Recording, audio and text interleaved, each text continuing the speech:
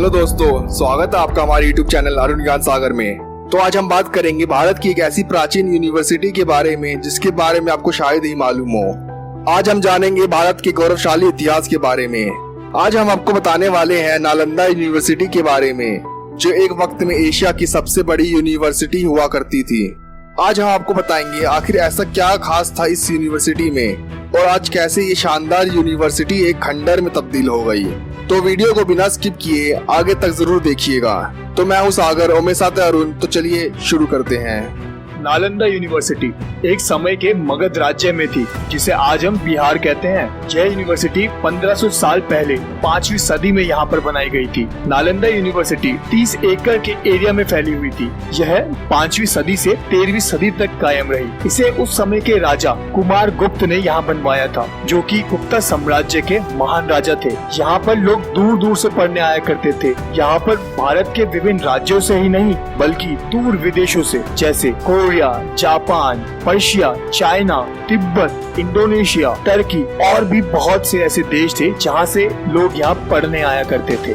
ये विश्वविद्यालय इतना विशाल था कि यहाँ पर 10,000 स्टूडेंट्स पढ़ते थे और उन्हें पढ़ाने के लिए यहाँ पर 2000 टीचर्स भी थे। इस विश्वविद्यालय में पढ़ने के लिए प्रवेश परीक्षा ली जाती थी, जिसे आज हम एंट्रेंस एग्जाम कहते हैं। इस यूनिवर्सिटी में एडमिशन हो गया तो आपको यहाँ कोई भी फीस नहीं देनी पड़ती थी। यहाँ तक कि आपके रहने के लिए हॉस्टल, खाने के लिए खाना, सब कुछ फ्री था, क्योंकि उस वक्त के राजा इस यूनिवर्सिटी को फंडिंग किया करते थे, जो इस यूनिवर्सिटी का सारा खर्च उठाया करते थे। कुमार गुप्त के बाद बने राजा हर्षवर्धन ने इस यूनिवर्सिटी का बहुत अच्छे से ख्याल रखा। यहाँ पर उस समय वेदों की शिक्षा तो दी ही जाती थी, साथ में literature, grammar, astrology, astro science, sociology, law, history, economics, architecture, medicine और आयुर्वेद और भी बहुत से सब्जेक्ट पढ़ाए जाते थे। दोस्तों जरा सोचिए, ये सारी चीजें आज से 1500 साल पहले पढ़ाई जाती थी। ऐसा कोई भी सब्जेक्ट नहीं जो यहाँ ना पढ़ाया जाता हो। तो जरा सोचिए, अगर आज भी ये यूनिवर्सिटी मौजूद होती तो कितना आगे होता हमारा ये भारत। टेक्नोलॉजी और मेडिसिन में कितना ज्ञान यहाँ पर लोगों को दिया जाता था। नालंदा यूनिवर्सिटी की लाइब्रेरी इतनी विशाल थी कि यहाँ पर 90 लाख से भी ज्यादा बुक्स थी। और आपको जान के हैरानी होगी कि इस यूनिवर्सिटी में 300 कमरे, 7 बड़े बड़े कक्ष और पढ़ने के लिए 9 मंजिलों की बड़ी लाइब्रेरी थी। यहाँ पर हर प्रकार की बुक्स मिलती थी। और प्राचीन नालंदा यूनिवर्सिटी का पूरा परिसर एक विशाल दीवार से घिरा हुआ था, जिसमें प्रवेश के लिए एक मुख्य द्वार था। उत्तर से दक्षिण की ओर मठों की कतार थी और उनके सामने अनेक भव्य स्तूप और मंदिर थे। मंदिरों में बुद्ध भगवान की सुंदर मूर्तियां स्थापित थी, जो अब नष्ट हो चुकी हैं। नालंदा यूनिवर्सिटी की दीवारें इतनी चौड़ी हैं कि इनके ऊपर ट्रक भी चलाया जा सकता है। इतनी बड़ी और विशाल यूनिवर्सिटी थी नालंदा। सोचिए दोस्तों, कितनी बड़ी यूनिवर्सिटी थी उस समय की। कितना ज्ञान मिलता था यहाँ से लोगों को, जिसे बाहर के देशों से आए लोगों ने अर्जित किया।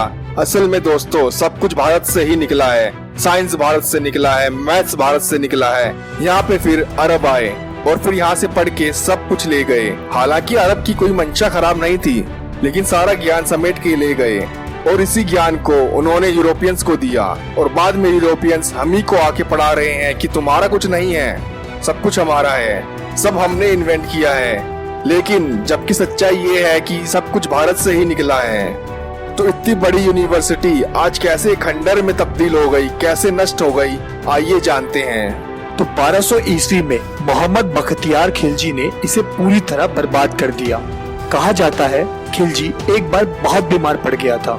उसने अपना इलाज अपने हकीमों से करवाया, लेकिन वो बिल्कुल भी ठीक नहीं हो रहा था। उसकी तबीयत और भी ज्यादा बिगड़ रही थी। किसी ने उसे सलाह दी कि वो अपना इलाज नालंदा यूनिवर्सिटी के चिकित्सकों से करवाए, पर खिलजी अपने इस्लामिक हकीमों पर बहुत भरोसा करता था।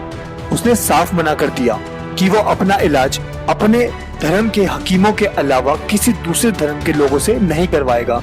लेकिन उसकी हालत बहुत खराब थी, उसके पास कोई और रास्ता नहीं बचा था। उसने अंत में नालंदा यूनिवर्सिटी के आयुर्वेद के हेड राहुल सर भद्रा को बुलवाया और कहा, मैं आपसे इलाज करवाऊंगा, लेकिन मेरी एक शर्त है कि मुझे कोई भी दवाई नहीं खिलाई जाएगी, ना ही कोई हिंदू दवाई का लेप दिया जाएगा। यह शर्त सर भद्रा जी ने मान ली और कुछ दिन बाद एक कुरान लेकर आए और कहा, इसे रोज 3 बार खाना खाने के बाद पढ़िएगा। और खिलजी के ऐसा रोज करने से वह ठीक हो गया और सबको हैरानी हुई कि आखिर बिना किसी दवा के वो ठीक हुआ तो हुआ कैसे। तो खिलजी ने उनसे पूछा कि आपने ये कैसे किया। तो उन्होंने बताया कि कुरान के पन्नों में दवाई लगाई गई थी। जब आप पढ़ते वक्त पन्ने पलटने के लिए हाथ से थूक लगाकर पन्ने पलटते थे तो दवाई साथ में आपके शरीर में अंदर चली जाती थी, जिससे आप ठीक हो गए। यह सुनकर खिलजी को पता चल गया कि हिंदू चिकित्सक बहुत ही बुद्धिमान हैं और इन सबके पास बहुत ही ज्ञान है, जिससे वो जलने लगा कि यह ज्ञान अगर हिंदुओं के पास रहा तो वो लोग कितना कुछ कर लेंगे। तो उसने यूनिवर्सिटी के सभी लोगों को मुस्लिम में बदलने को कहा, पर यूनिवर्सिटी के सभी लोगों ने उसका प्रस्ताव ठुकरा दिया और फिर सनकी बख्तियार खिलजी ने वहाँ पे हमला कर दिया और वहाँ के टीचर्स, स्टूडेंट सबको मारने लगा और पूरी यूनिवर्सिटी को तहस नहस कर नष्ट कर दिया। उसने फिर पूरी यूनिवर्सिटी को आग लगा दी, जिससे कि कोई किताबें, कोई ज्ञान ना बचे। पूरी यूनिवर्सिटी जला डाली। 90 लाख बुक लाइब्रेरी में जलकर राख हो गई। कहा जाता है ये आग 3 महीने तक जलती रही। इतनी किताबें थी कि पूरी यूनिवर्सिटी 3 महीने तक जली। उस समय ये सारी किताबें हाथों से लिखी हुई थी। सोचिए अगर ये सारी किताबें आज भी होती तो कितना ज्ञान होता हम लोगों के पास, कितने आगे होते हम पूरी दुनिया में, हमारी टेक्नोलॉजी, हमारे मेडिकल साइंस कितने विकसित हो गए होते। लेकिन एक क्रूर राजा के कारण आज वो सारी किताबें नष्ट हो गई। तो ऐसे ही हमने इंडिया का सबसे बड़ा ट्रेजर हमेशा के लिए खो दिया। अगर यह नहीं हुआ होता तो शायद आज भारत किसी और मुकाम पर होता। तो ऐसे नष्ट हुआ एशिया की और भारत की सबसे प्रेस्टिजियस यूनिवर्सिटी, नालंदा यूनिवर्सिटी। तो कैसा लगा आपको जानकर नालंदा यूनिवर्सिटी के बारे में? हमें कमेंट करके जरूर बताएं और ऐसे ही दिलचस्प चीजों को जानने के लिए हमारे चैनल को सब्सक्राइब करना ना भूलें।